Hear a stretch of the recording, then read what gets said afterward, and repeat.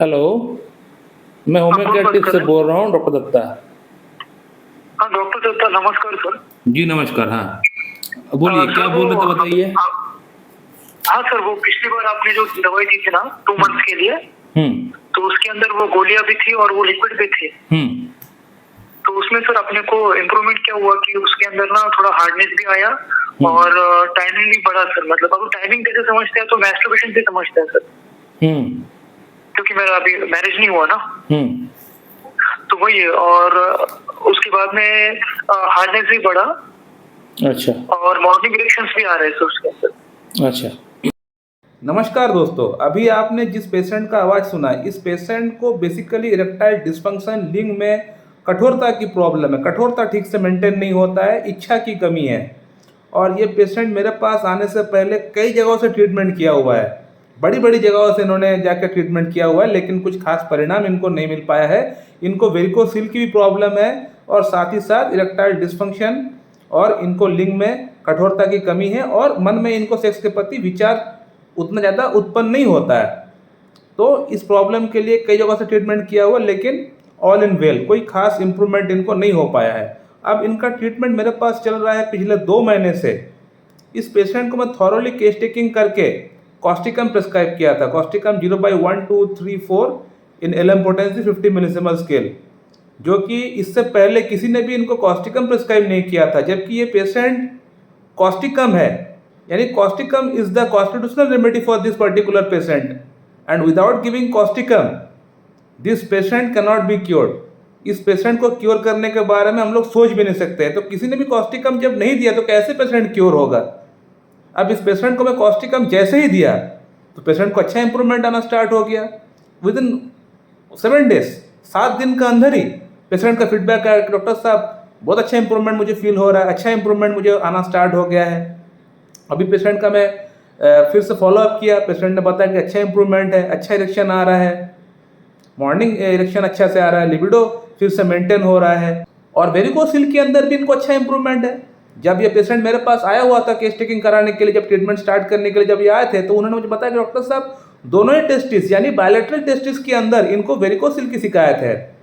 जो टेस्टिस है वहाँ पे गुच्छे जैसा बन चुका है और वो स्पर्मेटिक कॉर्ड के थ्रू पेन रेडिएट हो रहा है, यानी नाभि की तरफ पेन जो है जाता है, यानी टेस्टिस से नाभि की तरफ पेन चला जाता है, जो कि बेसिकली वेरिकोसिल के अंदर देखा जाता है। तो ये उनको हो रहा था। अब ये सब नहीं हो रहा है, गुच्छे कम होना स्टार्ट हो चुके हैं, पेन दर्द कम होना स्टार्ट हो चुका है।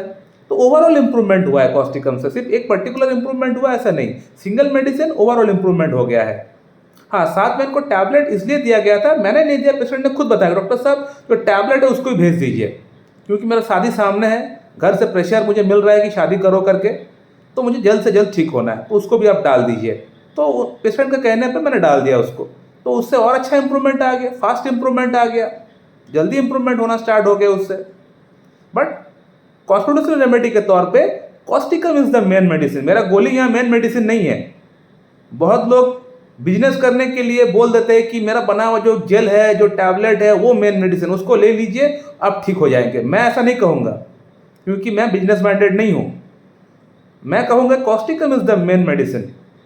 कॉस्टिकम से ही इस पेशेंट का प्रॉब्लम ठीक हुआ, गोली से प्रॉब्लम ठीक नहीं हुआ। गोली से सिर्फ इतना होता है कि एक इनिशियल बूस्ट मिल जाता है, एक अच्छा इंप्रूवमेंट जो है होना स्टार्ट हो जाता है, बस इतना वो कर सकता है और उसको हो सकता है कुछ दिन तक, कुछ देर तक उसको मेंटेन कर सकता है।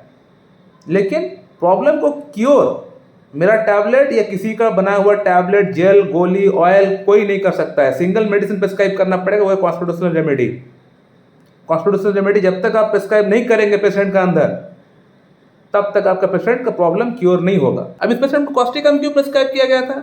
कॉस्टिकम इसलिए प्रिस्क्राइब किया गया था कि इस पेशेंट के अंदर स्वीट की क्रेविंग नहीं है, बॉडी में वार्ट्स है, मस्सा है, सिंपैथेटिक ग्राउंडेड है, यानी सिंपैथी इनका अंदर बहुत ज़्यादा है, लोगों के प्रति सहानुभूति, किसी को जाके हेल्प करना, ये कॉस्टिकम के अंदर पाया जाता है, पेशेंट के अंदर भी पाया गया है।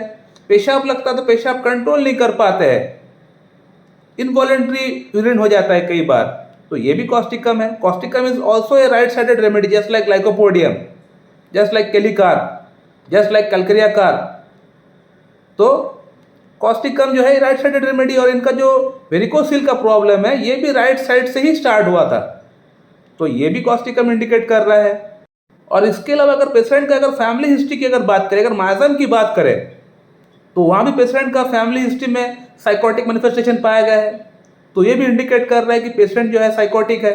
और साथ ही साथ हमारा जो मेडिसिन है Causticum, it's a great antipsychotic medicine. तो हर एंगल से मेरा जो मेडिसिन जो है, जो ड्रग सिलेक्शन है, वो बिल्कुल परफेक्ट है पेशेंट के लिए।